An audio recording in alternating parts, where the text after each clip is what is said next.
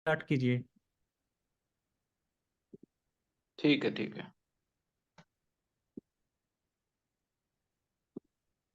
Okay students, फिर से start कर रहे हैं। अभी सबको आवाज आ रही है मेरी? यस एक बार सर। सब बता दो। हाँ जी। Yes sir. ठीक है, अभी ये भी बता दो बीच में इंटरेस्ट आ रहा है कि नहीं आ रहा, कि सब ऊपर से जा रहा है, तो फिर मैं और ज्यादा अलग तरीके से कोशिश करूं पढ़ाने की। आ रहा है सर। आ रहा है सर। ठीक है, गुड। आ रही है सर। ओके ओके, ठीक है।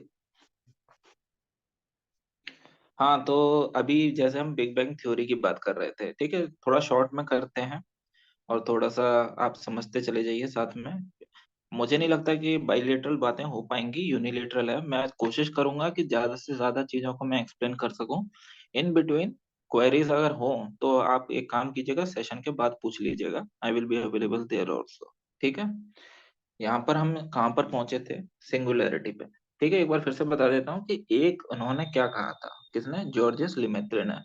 आइडिया इनका था बिग बैंग थ्योरी, फिर बाद में डेवलप और लोगों ने भी की है, लेकिन जो सबसे पहला जिन्होंने ये आइडिया दिया था वो यही थे। तो क्वेश्चन कभी आए तो आपको इन्हीं के आंसर, इन्हीं के नाम पे टिक मारना है। ठीक है।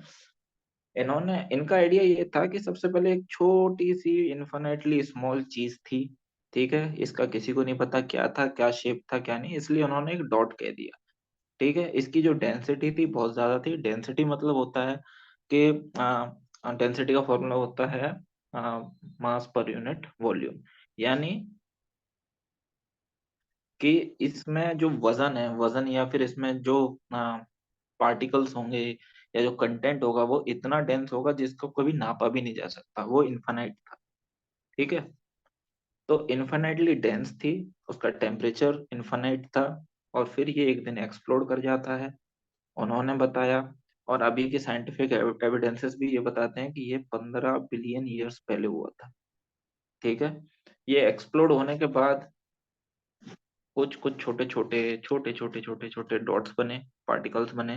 ठीक है, जिन्हें आज के टाइम पे क्वार्क्स भी कहा जाता है। ये सब साइंस के टॉपिक हैं, इधर भी आपको ऐड कर दे रहा हूँ, कुछ कुछ आप रिलेट कर पाओगे जब आप साइंस पढ़ोगे तो क्वार्क्स बने। ये क्वार्क्स मिलके आपका एटम बनाते हैं, एटम से मॉलिक्यूल बने, मॉलिक्यूल से कंपाउंड बने, कंपाउंड से फिर मिनरल्स बनने शुरू हो गए, और फिर वो अलग अलग फॉर्म में, हाइड्रोजन, हीलियम, लिथियम, अलग अलग फॉर्मेट में अलग अलग एलिमेंट्स बन चुके थे। ठीक है, और फिर वही चीज आ जाती है लास्ट में कि भाई इतना बनने के बाद ये कहाँ से शुरू हो गया, कि हमारी अर्थ कैसे बन गई। तो इसके लिए आपको ये थ्योरीज के बारे में कुछ कुछ बता दिया है, कुछ कुछ हाइपोथेसिस है, उनके नाम बता दिए, जहाँ से आपको एक जनरल आइडिया हो गया होगा कि हाँ अर्थ बनी है।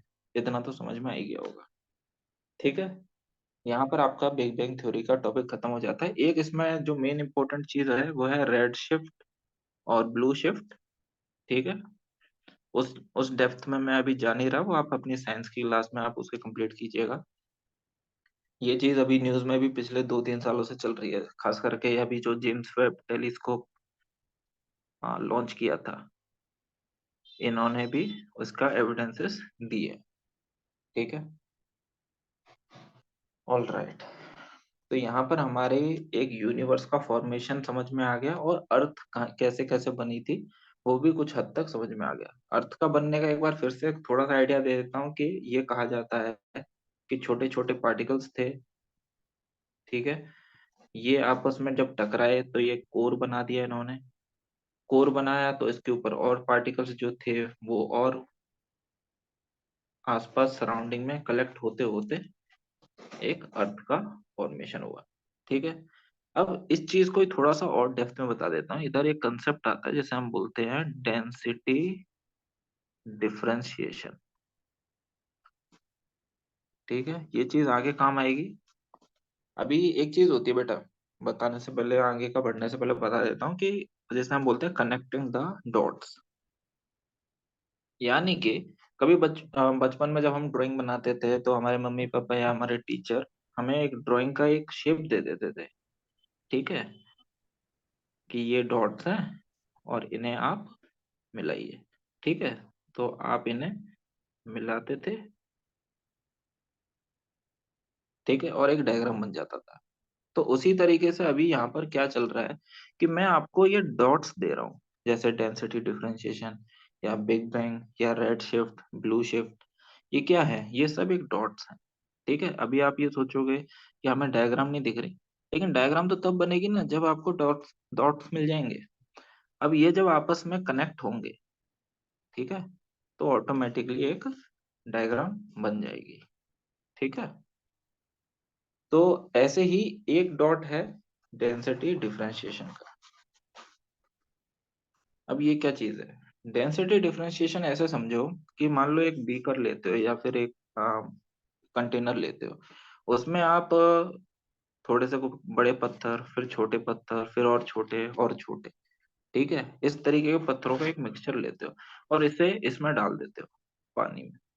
ठीक है, तो देखोगे कि सबसे पहले बड़े वाले जो पत्थर है वो नीचे सेटल होंगे, फिर उससे थोड़े से छोटे, फिर उससे और छोटे, फिर बिल्कुल छोटे।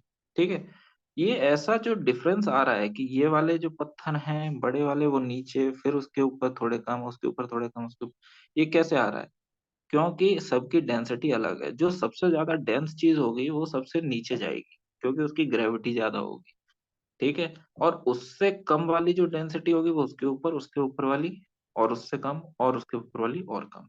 ठीक है, तो इससे हमें दो चीजें समझ में आती है कि एक तो जो बड़ी चीज होगी वो भी नीचे जा सकती है, एक जो बहुत ज्यादा डेंस चीज होगी वो भी नीचे जा सकती है। अब यहाँ पर मैं आपका अर्थ की इंटीरियर की बात करता हूँ, फिर इसी को ध्यान में रखना सबके सब।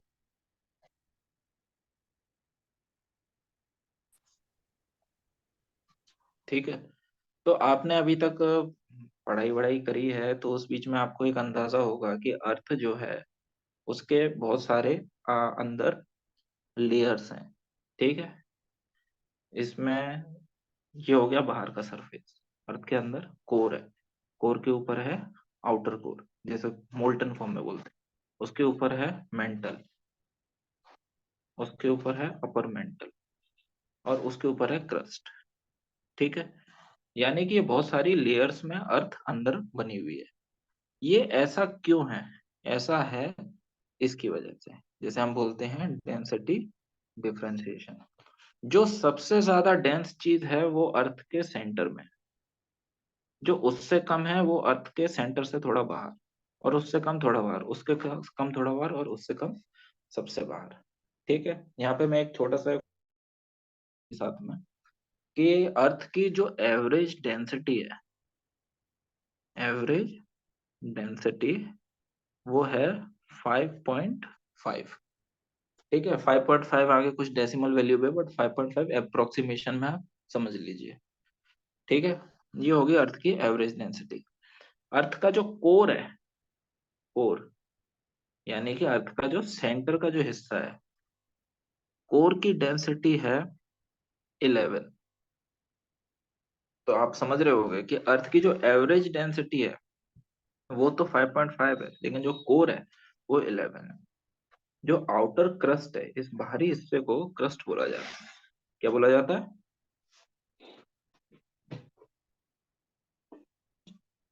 अरे कोई रिप्लाई करो बच्चों।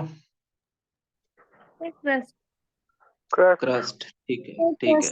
तो जो बाहर का जो क्रस्ट है उसकी डेंसिटी वेरी करती है 2.7 से लेकर 3.5 के बीच में। ठीक है, इस चीज को थोड़ा सा ध्यान रखना, आगे काम आएगा। ठीक है, कहीं पे साइड में अपने, हाँ एक चीज बता देता हूँ, अगर आप नोट्स बना रहे हो तो कैसे बनाने हैं। ये पेपर है आपका,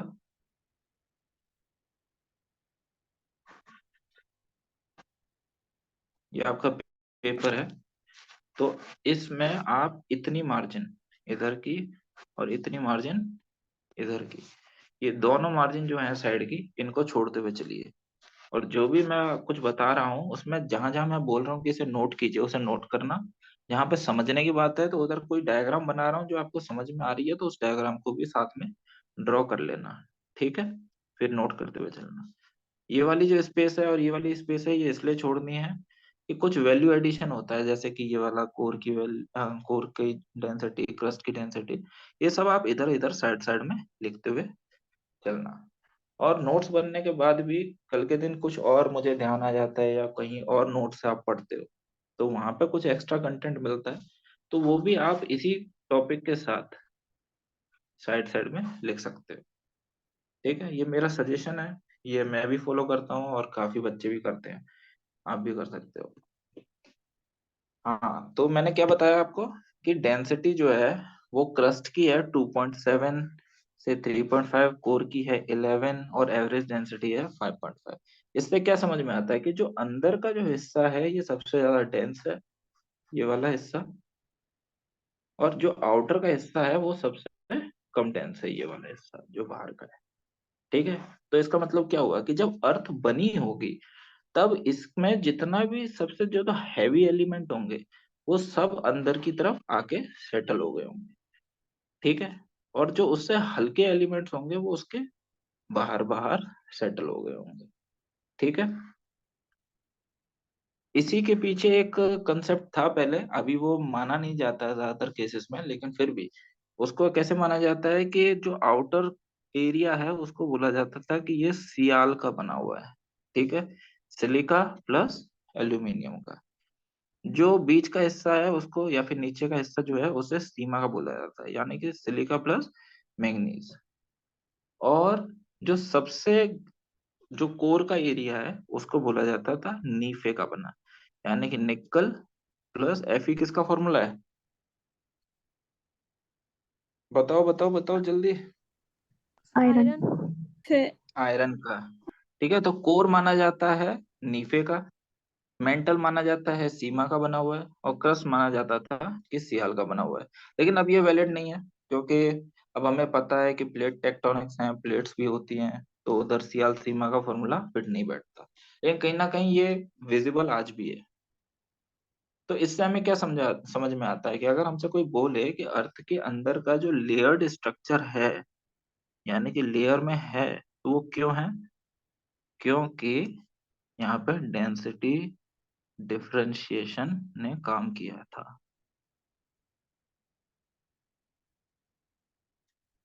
तो कहीं ना कहीं अब हमें यह समझ में आ चुका है यहाँ तक कि यूनिवर्स कैसे बना, बिग बैंग थ्योरी, और फिर अर्थ कैसे बनी, डेंसिटी डिफरेंशिएशन के जरिए। ठीक है, अब ये चीज आपको क्यों बताई गई है, क्योंकि अगला हमारा टॉपिक वो ओरिजिन ऑफ अर्थ की जो थ्योरीज थी और हाइपोथेसिस थे वो वहीं पर खत्म हो गया। उसका इतना बड़ा वेटेज नहीं है एग्जाम को लेकर के, वो फिनिश हो चुका है टॉपिक। अब जो नेक्स्ट टॉपिक आपके लिए जो आता है इम्पोर्टेंट, वो है structure of interior of earth. यानी कि अर्थ के अंदर, एक बच्चे ने शुरू में कहा था कि अर्थ के अंदर का भी पढ़ना है, अर्थ के बाहर का भी पढ़ना है। तो ये अंदर का पढ़ने वाला टॉपिक है कि अर्थ के अंदर क्या है। अंदर का क्यों पढ़ना है? क्योंकि हमें पता करना है कि अंदर के जो फिनोमेना काम कर रहे हैं उसका इम्पैक्ट अर्थ की सरफेस पर क्या है। हम कल के दिन अगर पढ़ेंगे कि पहाड़ बने तो क्यों बने, तो वो हमें बताना पड़ेगा क्योंकि नीचे कुछ था, उस वजह से बने। ठीक है, चलो, structure of interior of earth में आज के लिए मैं कोशिश करता हूँ, ये वाला टॉपिक एक काम करते हैं, कल शुरू करते हैं। मैंने आपको शुरू में बोला था कि एक इंडियन ज्योग्राफी का भी साथ में सेशन लेने की कोशिश करूंगा। तो काम करते हैं, नेक्स्ट 20 मिनट इंडियन ज्योग्राफी की तरफ फोकस करते हैं। फेयर एनफ, ठीक है जी सर। बच्चों? ठीक है, इंडियन ज्योग्राफी स्टार्ट करें थोड़ा सा। Okay yes sir. ऐसे ही सर। मजा आएगा बिकॉज मैं यस अगर सर। आपको, ठीक है गुड गुड, ऐसे ही मजा आएगा बिकॉज अभी मैं आपको प्योर फिजिकल ज्योग्राफी कराऊं, आपको नेक्स्ट 3 मंथ तक आपको फिजिकल तो बहुत समझ में आ जाएगा, लेकिन क्वेश्चंस एग्जाम में इंडियन के ज्यादा आने वाले हैं यूपीएससी में। क्यों? वहां पर आपसे पूछा जाएगा भाई नेशनल पार्क कहाँ है, कंजर्वेशन रिजर्व कहाँ है, तो हमें वहां का भी तो पता होना चाहिए। और जहां जहां इंडियन ज्योग्राफी में कहाँ जहां पे भी कोई कंसेप्ट वाला पार्ट आएगा जिसका फिजिकल ज्योग्राफी से कोई रिलेशन होगा, तो वो मैं आपको साथ साथ में कवर करवाता जाऊंगा। ठीक है, चलो फिर इंडियन ज्योग्राफी ही स्टार्ट करते हैं। इंडियन ज्योग्राफी में हमें क्या पढ़ना है? केवल और केवल इंडिया के बारे में। ठीक है, तो सबसे पहले जब इंडिया की बात ही करनी है तो क्या बात करेंगे सबसे पहले? इंडिया का एरिया बताओगे, इंडिया कौन से नंबर पे आता है एरिया में वर्ल्ड में? 7 7 7। 7th। तो फर्स्ट पे कौन आता है? Russia. Sir Russia. Russia. Good. और सेकंड पे कौन आता है? कनाडा। कनाडा। ठीक है, थर्ड पे?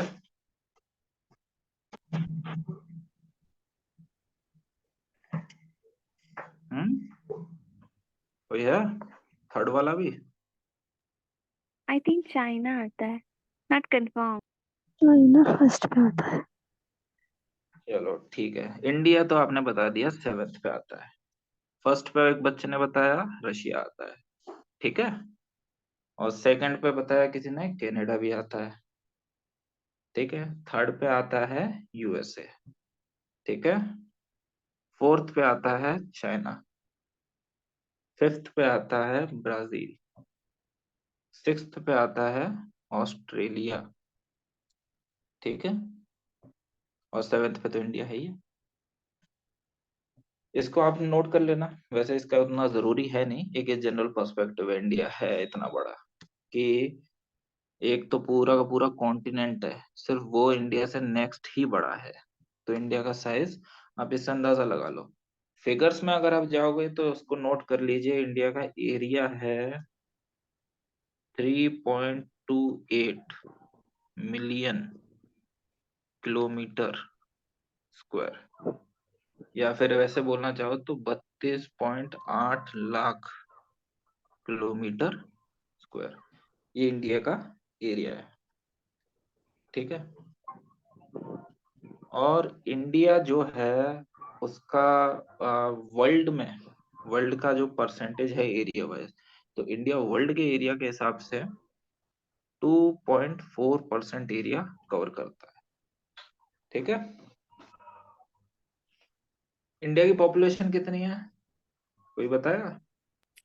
जब 2021 सॉरी 2011 में जब हुआ था तो उस वक्त एक 140 का। 121 था, 121 करोड़ था, लेकिन अभी सर सेंसस अभी हुआ नहीं करेंटली है जिसमें से हम 140। करेंटली बता नहीं सकते हैं क्योंकि अभी सेंसस हुआ ही 140 नहीं है। है। अच्छा, करेंटली बता नहीं सकते। एक याद रखना, यूनाइटेड नेशन का सर्वे था, ठीक है। यूएनएफपीआर कहते हैं उसे, ठीक है। उसके जरिए पता चला इंडिया की पॉपुलेशन 140, 140 करोड़, या फिर 1.4 बिलियन कह सकते हो, ठीक है। एग्जाम में कहीं पे लिखना पड़ जाए, मेंस में स्पेशली, तो 1.4 आप बिलियन आप लिख सकते हो। सेंसस के हिसाब से लिखोगे 1.21, लेकिन सेंसस हुआ था आज से 10 साल पहले, तो 10 साल पहले की इंफॉर्मेशन आउटडेटेड होगी, 10 से ज्यादा ही हो गया, 12 साल। तो वो आउटडेटेड इंफॉर्मेशन है। पॉपुलेशन है इंडिया की 1.4 बिलियन, ठीक है। ये पॉपुलेशन ऑल ओवर वर्ल्ड की पॉपुलेशन का 17.5% है, ठीक है। अब आ जाते हैं इंडिया के। सर सेंसस भी तो इस साल आने वाला है। सेंसस अभी हुआ नहीं है, अभी हो रहा है। और सेंसस होगा और उसकी रिपोर्ट, अब ये समझ लो कि 2011 का सेंसस की आपको प्रॉपर रिपोर्ट 2015-16 में मिली थी। तो सेंसस की रिपोर्ट भी आप मान के चलो कि 2025-26 से पहले नहीं आने वाली। और अभी भी सेंसस पूरा नहीं हुआ है, कोविड वगैरह की वजह से रोक दिया था, ठीक है। चलो अब इसके बाद बात करते हैं इंडिया के ऊपर, क्योंकि इंडियन ज्योग्राफी का ही मेन टारगेट है। ये किसका मैप बना रहा हूं मैं? इंडिया का। इंडिया का सर। ठीक है, थोड़ी सी ड्राइंग मेरी ज्यादा अच्छी नहीं है, but I am trying my best, ठीक है। थोड़ा सा अंदाजा लगा लेना कहाँ जम्मू कश्मीर है, कहाँ तमिलनाडु है, समझ लेना, ठीक है। तो अब कोई बताएगा कि इंडिया का नॉर्थ से साउथ इतना जो एरिया, इतनी जो लेंथ है वो कितनी है? किसी के पास है कोई इन्फॉर्मेशन? सर शायद 3214 या फिर 2933, इस दोनों में कंफ्यूजन है कौन किसका है। बहुत बढ़िया, आप अपडेटेड हो काफी अच्छे से। 3214 kilometre, 3214 kilometre north to south India की लेंथ है। ठीक है, ईस्ट टू वेस्ट लेंथ की बात करेंगे, ये है जैसा कि बोला बच्चे ने 2933 यानी 2933 किलोमीटर। ठीक है, इसके साथ एक और चीज इंपॉर्टेंट हो जाती है कि ये तो लेंथ की बात है, एक होता है अभी देखना कि इसे बोलते हैं यूएन क्लॉस। यूएन क्लॉस एक यूनाइटेड नेशन की ऑर्गेनाइजेशन है जो कि लैंड के बाहर एक देश का कितने एरिया पे सॉवरेनिटी है। सॉवरेनिटी मतलब कि कितने एरिया को वो कंट्रोल कर सकता है, ये उस चीज को के लिए रूल्स बनाता है। ठीक है, तो इसके रूल्स के हिसाब मुताबिक इंडिया को इसके बाहर अपनी लैंड बाउंड्री के बाहर 12 किलोमीटर और सॉरी 12 नॉटिकल माइल्स कवर करने का अधिकार है। कितना? 12 नॉटिकल माइल्स।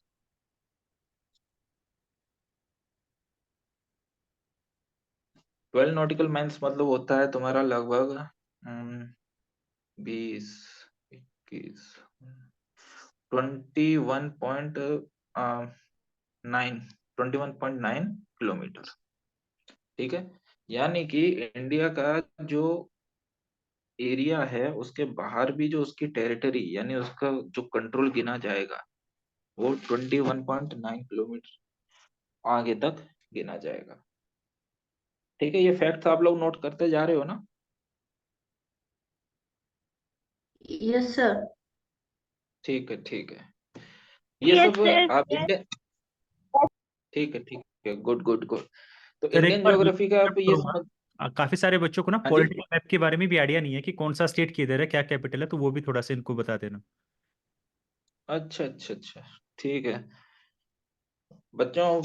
पॉलिटिकल मैप की बात है तो मैं आपको इस चीज के लिए एक सजेशन दूंगा कि आप लोग ना आज ही के दिन कोशिश कीजिए कि एक एटलस लेकर के आइए।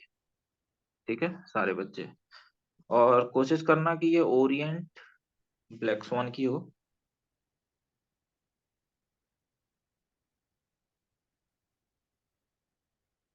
सर ठीक है, ऑक्सफोर्ड का नहीं सर चलेगा क्या? मेरे पास भी ऑक्सफोर्ड का 4th एडिशन है। सर मेरे पास भी ठीक है ऑक्सफोर्ड का है तो आप फिर पैसा वेस्ट मत करना, ऑक्सफोर्ड बेटर है। वैसे भी है ना ओरिएंट वाली में फायदा ये है कि उधर कलर कोडिंग थोड़ी सी अच्छे से है और थोड़ी डिटेल ज्यादा है। बट अगर आपके पास ऑक्सफोर्ड है तो ठीक है, जनरल ओवरव्यू के लिए काम कर जाएगा। बाकी हम लोग गूगल वगैरह के सोर्स से आपको बताते रहेंगे, कुछ ना कुछ नई डिटेल होगी तो आप उधर से देख लेना। ठीक है, ऑक्सफोर्ड है तो उसमें कोशिश करना कि ओपन करोगे तो इंडिया का जो पॉलिटिकल मैप है उसको इंडेक्स में चेक करना कहाँ पर है। अभी है आप लोगों के पास एटलस? यस सर, है मेरे हाँ पास। तो यस खोलो सर। उसे। ठीक है, उसे खोलो, इंडिया का पॉलिटिकल मैप निकाल। गुड गुड, सबके सब एक्साइटेड दिख रहे हैं। तो इंडिया का पॉलिटिकल मैप निकालिए।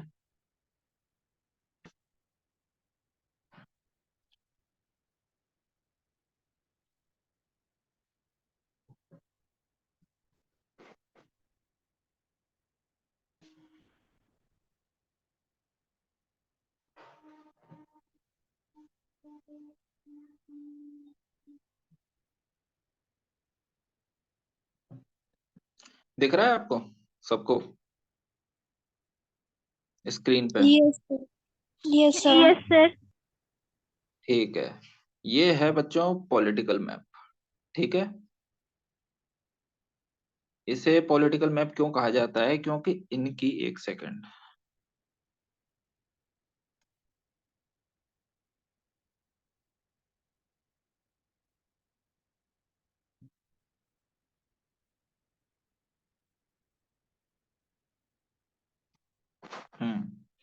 तो इसे पॉलिटिकल मैप क्यों कहा जाता है? क्योंकि ये जो जिन इनकी जो भी बाउंड्रीज हैं, ठीक है, वो सब पॉलिटिकली डिसाइड की गई हैं। ठीक है, ये नेचुरल बाउंड्रीज नहीं है, यानी प्रकृति ने ये बाउंड्रीज नहीं बनाई है। ये जो भी आपको दिख रही है, ये चाहे आप ये से बोलते हैं नेशनल बाउंड्री, क्या कहते हैं, नेशनल बाउंड्री, यानी कि एक देश की जो बाउंड्री है, ठीक है, ये कहीं से भी नेचुरली नहीं फॉर्म है। क्यों नेचुरली, कैसे नहीं फॉर्म है भाई, इतने से इतने के बीच में तो हिमालयाज है। हाँ एक सेकंड, इतने से ये पूरे तो क्या है, हिमालयाज है ये। तो अगर बाउंड्री बनानी होती तो इतनी तो मोटी बनती और इतनी लंबी बनती, ठीक है। तो ये तो फिजिकल बाउंड्री हुई ना। इंडिया की ये है जो बाउंड्रीज, इन्हें पॉलिटिकली डिसाइड किया गया, यानी कोई ना कोई एग्रीमेंट देशों के बीच में हुआ कि भाई इतना एरिया चाइना है, ये वाला, ठीक है, इधर वाला ये चाइना है, ये इंडिया है, ये पाकिस्तान है, ये अफगानिस्तान है, ये इन लोगों ने आपस में ह्यूमंस ने डिसाइड किया, ये नेचर ने नहीं दी है ये बाउंड्री, ठीक है। इसीलिए इसको क्या बोलते हैं, पॉलिटिकल मैप। ऐसे ही जो अंदर के जो स्टेट्स हैं, वो स्टेट्स में रहने वाले लोगों के द्वारा डिसाइडेड है ये बाउंड्रीज जितनी भी हैं। तो ये भी क्या है, पॉलिटिकली डिसाइडेड बाउंड्रीज हैं, ठीक है। तो पॉलिटिकल मैप और फिजिकल मैप में डिफरेंस समझ में आ रहा होगा, इससे हम पॉलिटिकल मैप कहते हैं। फिजिकल मैप आपको एक बार दिखा देता हूँ।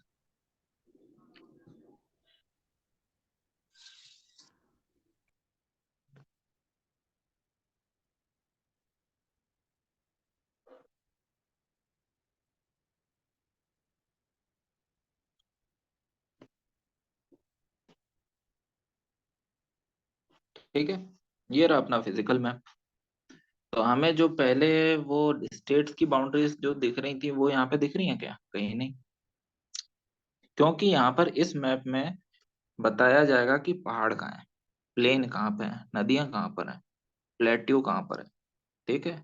ये सब पॉलिटिकल बाउंड्रीज में नहीं बताया जाता, पॉलिटिकल मैप में नहीं बताया जाता, ये सब बताया जाता है फिजिकल में, ठीक है। ये आपको फिजिकल मैप और इंडियन पॉलिटिकल बाउंड्री के बीच में डिफरेंस पता चल गया होगा, ठीक है। आती है बात स्टेट्स की और कैपिटल्स की। तो ये बेटो, ये तो आज के टाइम पे 5th या 6th क्लास में भी अगर आप पूछोगे बच्चों से तो उन्हें पता होगा, बट स्टिल अगर नहीं पता तो आज एक आपका होमवर्क ही है, मैं कहीं से भी उठा लूंगा। कोई बताएगा सिक्किम की कैपिटल क्या है? गंगटोक। गैंगटोक, सर गैंगटोक है।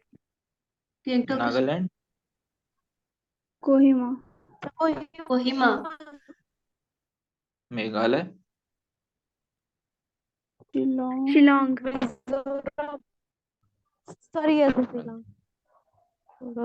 अच्छा ठीक है, आप फ्लुएंट है हुई। तेलंगाना की कैपिटल क्या है?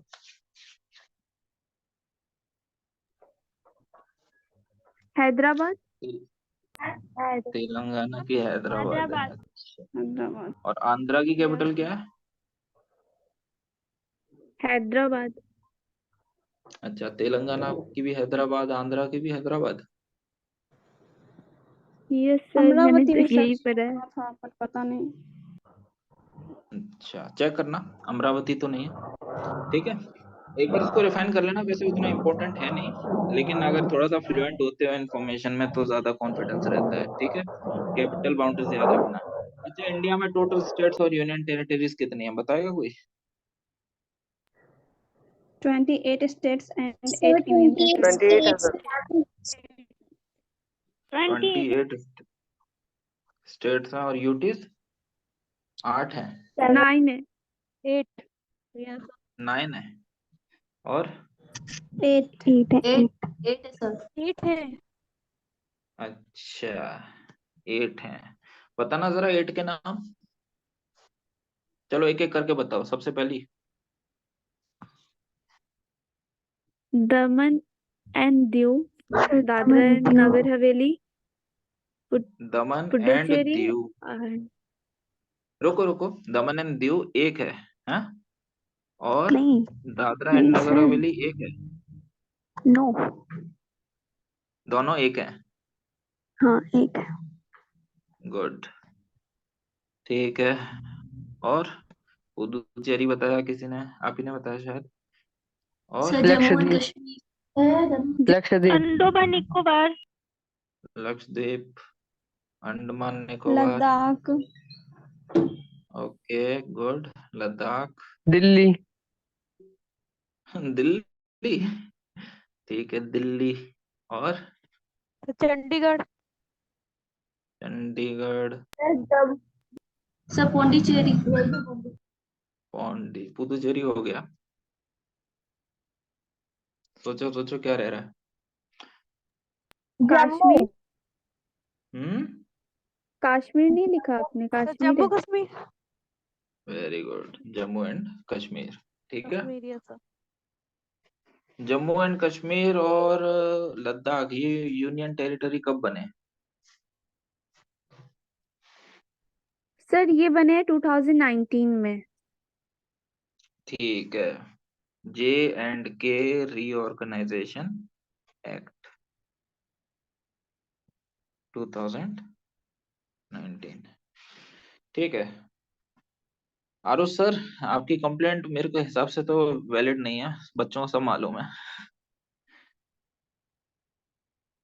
एनीवे ठीक है, अब यहाँ से आगे बढ़ते हैं। कुछ कुछ बेसिक इन्फॉर्मेशन ही आज शेयर की है। ठीक है, एक और चीज आपको बता देता हूँ। हमने ये लेंथ कवर कर ली 3214 नॉर्थ साउथ डायरेक्शन की, और ईस्ट वेस्ट डायरेक्शन की 2933 किलोमीटर। ये याद रखना है, एग्जाम में पूछा जा सकता है। यूपीएससी में नहीं पूछेगा, कहीं और पूछेगा। ठीक है। और ये वाला 21.9 किलोमीटर याद रखो, या फिर 12 नॉटिकल माइल से याद रखो कि इंडिया का कोस्टल एरिया जो होता है, जैसे ये कोस्टल बाउंड्री हो गई, इससे बाहर कितना इंडिया का अपना टेरिटोरियल एरिया होता है, उतना होता है 12 नॉटिकल माइल्स तक का। ठीक है, ये भी ध्यान रखना है आपको। अच्छा, लेटीट्यूड लॉन्गिट्यूड के बारे में किसी को डाउट है कुछ? कोई बताएगा? ये सब जानते हैं? तो जानते तो हैं। जानते हैं, चलो बताओ। ठीक है, लेटीट्यूड बताओ। लेटीट्यूड इसे कहते हैं horizontal line. Yes sir. Imaginary. Yes sir. और लॉन्गिट्यूड ऐसे वर्टिकल लाइन को। ठीक यस है। Sir, north to south. Yes sir. ठीक है, अब मुझे ये बताओ कि जो ये लेटीट्यूड है वो डिसाइड कैसे किया गया?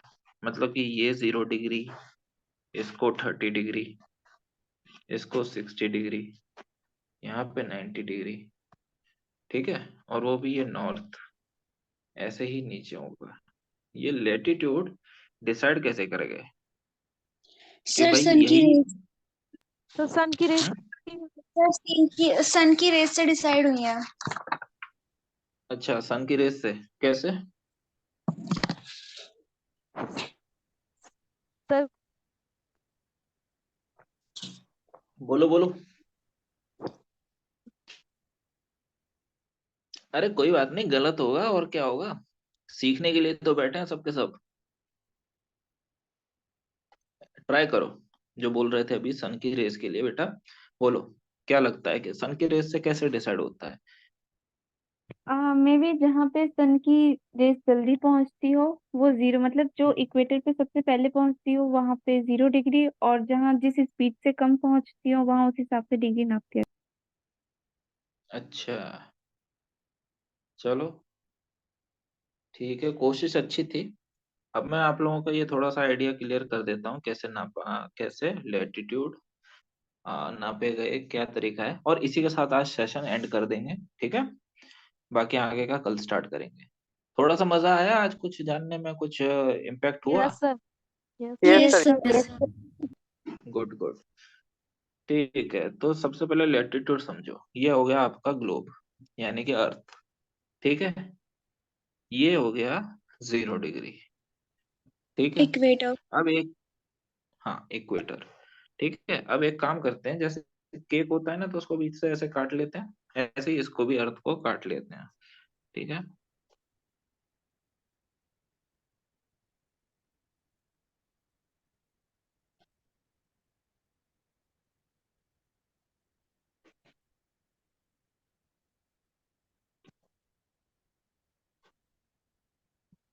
समझ में आ रहा है कितना पार्ट कहाँ से यस। हटाया गया? Yes sir. ठीक है, अब इसके बाहर ये हैं आपकी सारी क्या लैटिट्यूडनल लाइंस।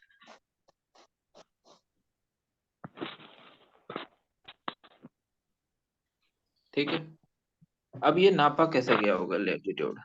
ठीक है, फॉर एग्जाम्पल किसी को इस पॉइंट का, या फिर इसको छोड़ो, इस पॉइंट का पता करना है कि ये पॉइंट कितने लैटिट्यूड पे है, तो वो कैसे नापा जाएगा। तो इसको नापने का तरीका है कि ये जो अर्थ का ये है सेंटर वाला हिस्सा, ये क्या है सेंटर वाला हिस्सा, ऐसे समझो कि ये बिल्कुल सेंटर वाला हिस्सा अर्थ का।